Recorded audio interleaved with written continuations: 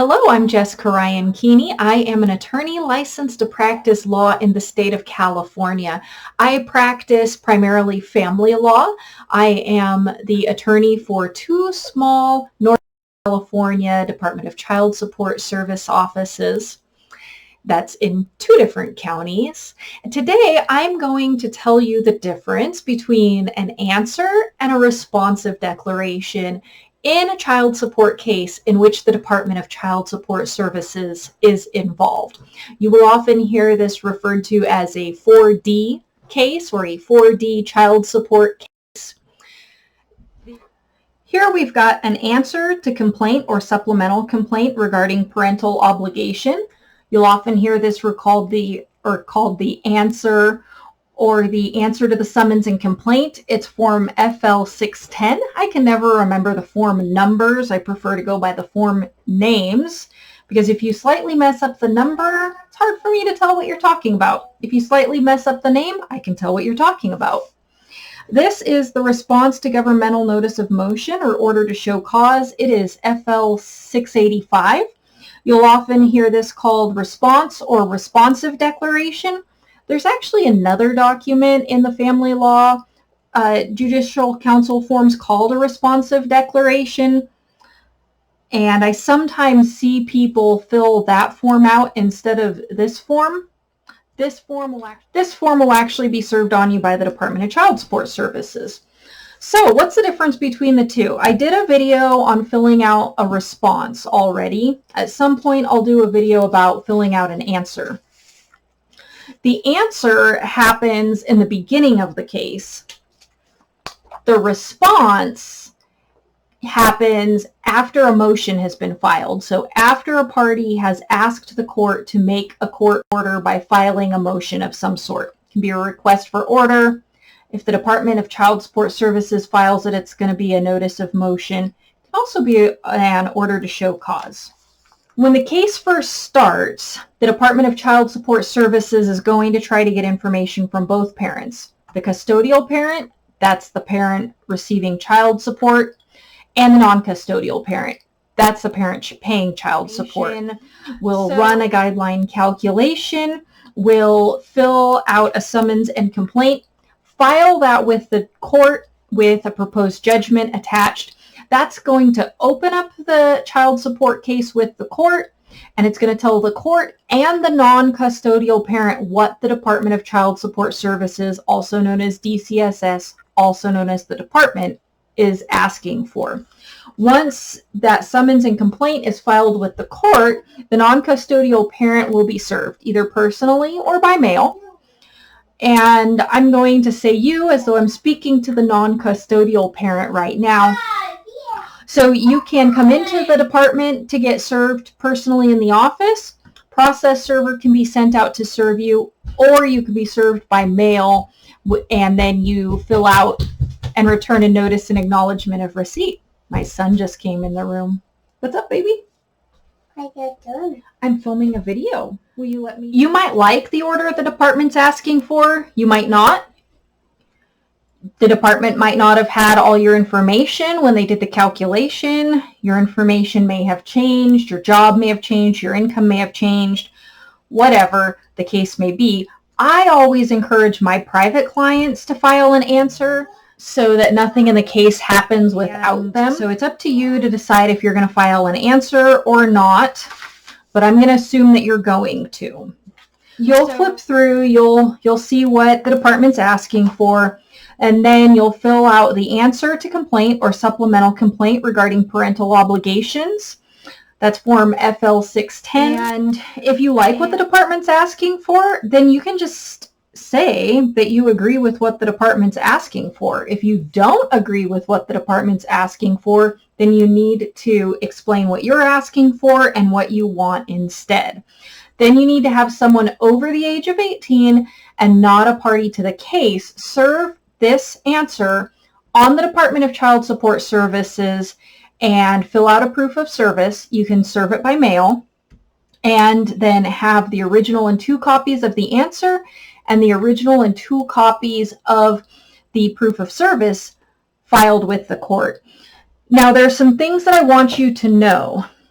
The department is not going to redact information that you attach to your answer to complaint. So anything you don't want in the public record or for the other party to see, you need to make sure that you redact. And you need to make sure that you can't see through the redactions. Where does this come into play? Well, if you don't want the other party or the court to have your address, then you need to make sure it's not on this form. However, I always encourage my clients to make sure that there is an address on the form. Now, if you have an attorney, the address is going to be your attorney's address. But if you're representing yourself, then the address is going to be your address. And so there may be domestic violence reasons why parties don't want the other party to have their address. I always tell my clients to make sure they use a friend's address or a relative's address or a P.O. box, an address that it's okay that the other party can have, because I want to make sure that my clients, this is about private cases, I want to make sure that my clients get notice of everything that's happening in the case. You know, if there are any bank account numbers on your pay stub that you attach to the income and expense declaration, redact those. If there are any phone numbers that you don't want to share with opposing party, redact those.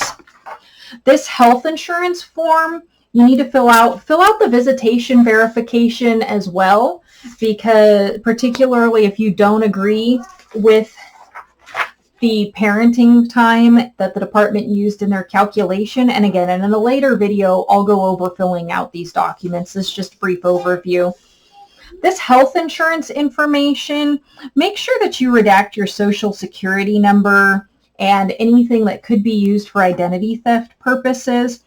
When I see that this hasn't been redacted and this is attached to the answer, I tell my departments to redact the information, and I get pushback because the state has told us not to redact any information from the forms provided by parties. So other offices may handle this differently. Make sure that you redact any and all information that you don't want the other party to have and that could be used for identity theft purposes. It's your responsibility. Once you file an answer, then the Department of Child Support Services is going to file a notice of motion. Now, a notice of motion can be filed at any point in the case that a court order is needed or that a court order needs to be modified. But once you file the answer, the department will file the notice of motion.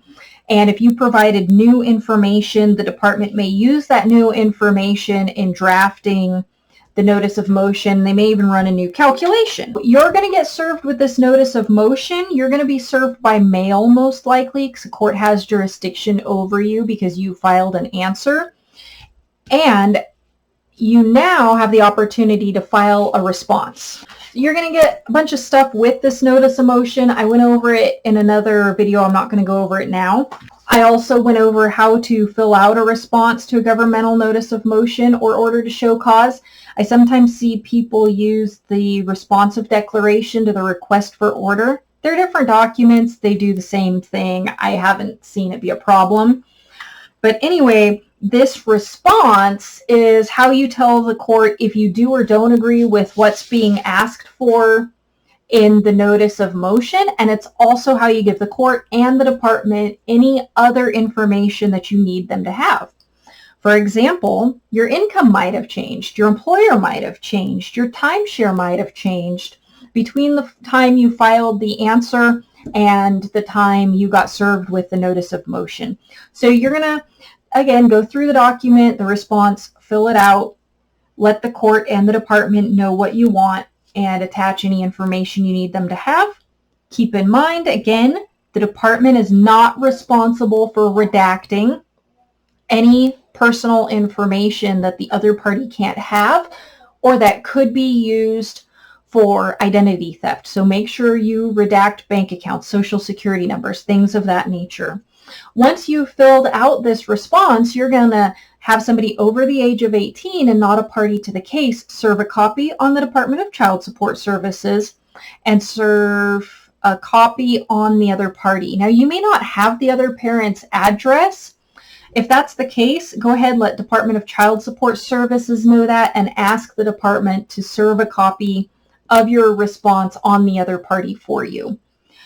You're then going to have whoever served the documents fill out a proof of service, and you're going to file with the court the original and 2 copies of the response and the original and 2 copies of that proof of service. The court's going to keep the original. You'll get 2 endorsed copies back. That's your proof that you filed the documents. Now, we're in the midst of a pandemic. Some counties are more locked down than others. You may not be able to file this document in person. The court may be in lockdown because of a pandemic or a natural disaster. You may live far away. There are any number of reasons why you may not be able to file your documents personally. You can file them by mail, and I go over filing documents in a different video as well, so I'm not really going to go over it in depth here. You can file your answer by mail as well. Just make sure you include the original and 2 copies, plus a self-addressed envelope with enough postage to return the endorsed documents to you. Again, the difference between the answer and the response is the answer is what you fill out, serve, and file right after the case is open before a court date has been scheduled. It's how you give the court and the department the information you need them to have in making a child support order.